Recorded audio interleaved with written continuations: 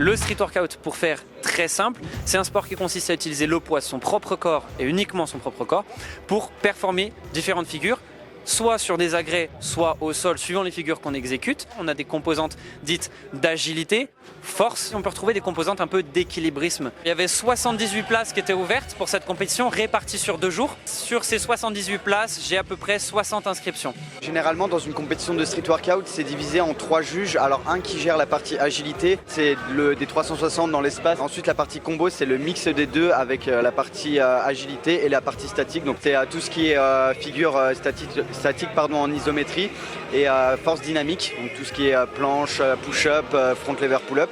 Et je m'occupe de juger cette partie-là. Donc, ça va être des critères qui vont être axés sur la propreté de la figure, maintenir une figure à un nombre de temps. Donc, en moyenne, c'est 3 secondes. Pas mal d'autres critères qui font qu'après on arrive à se mettre d'accord pour déterminer le vainqueur. Ça commence par les 8e de finale. Donc nous on est juge axé sur la catégorie freestyle. Et puis en fait c'est en système de battle avec 8e, quart, demi et finale. Je suis plus spécialisé dans le statique, c'est-à-dire que je ne fais pas tous les mouvements aériens, agilité. En plus du côté musculation, du côté esthétique, on a cette sensation quand on maîtrise une nouvelle figure, quand on débloque une nouvelle figure. Il y a aussi le côté de la communauté qui s'entraîne, plutôt petite, qui grandit de jour en jour mais qui est très solidaire. C'est ma 2e compétition, chez Raven Bars toujours. Et j'ai envie de tester mon niveau parce que des fois on ne se rend pas vraiment compte de notre niveau par rapport au reste des athlètes. Mon rôle de juge, c'est de comptabiliser les répétitions et de regarder si la répétition est validée, c'est-à-dire s'il y a rep ou no rep. Si on prend un exemple que tout le monde connaît pour une pompe, par exemple, le but de la pompe c'est de rester gainé, c'est-à-dire c'est pas les fesses qui montent d'abord.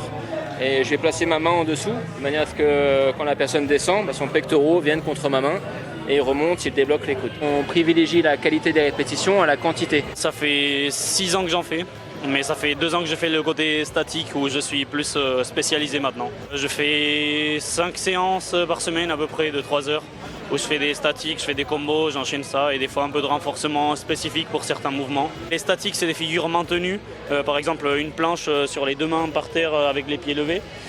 Et donc les combos, ça va être l'enchaînement un peu de figures, les transitions entre chaque figure et comment gérer ça dans le temps. Pouvoir exprimer notre créativité avec la force en utilisant notre corps.